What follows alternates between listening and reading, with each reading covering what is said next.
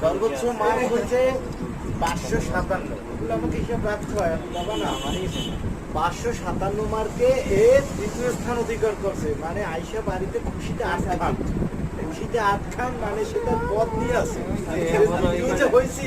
এইটি সব থেকে বড়। কোনো মার্কস কই সেটা নিয়ে সে মোটেও মাথা কামায় না।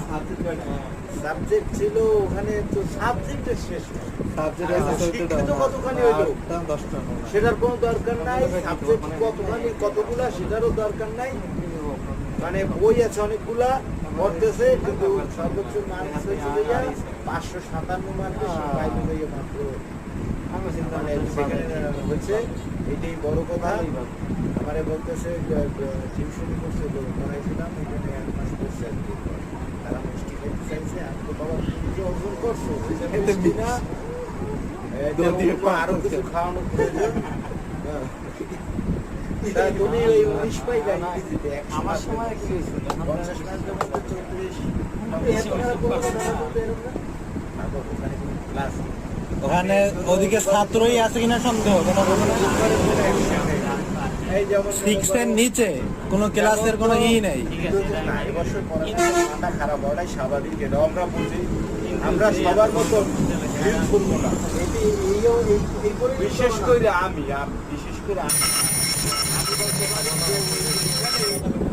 যেখানে সেইখানে একটা ঠিক মিডিয়া দেওয়ার লোক আমি, কারণ আমাকে বিষয়বস্তু বুঝতে হবে। যে কোনো বিষয়ের উপরে কথা বললে আগে ওইখানকার বিষয়টা আমার বুঝতে হবে।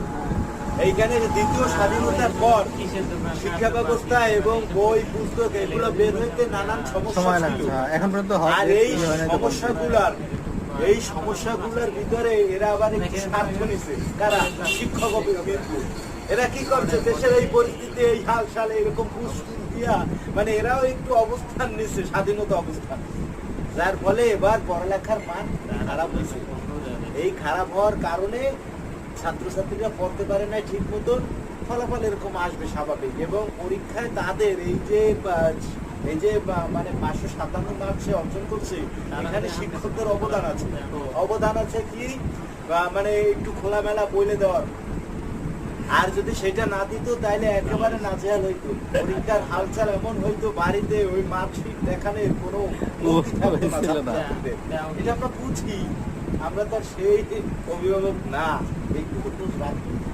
আমি সামনে তো যাই হোক, আগামীতে প্রতিশ্রুতি দিলাম, শিক্ষার হার ভালো না হইলে যেই হোক না কেন পালাবার পাবে।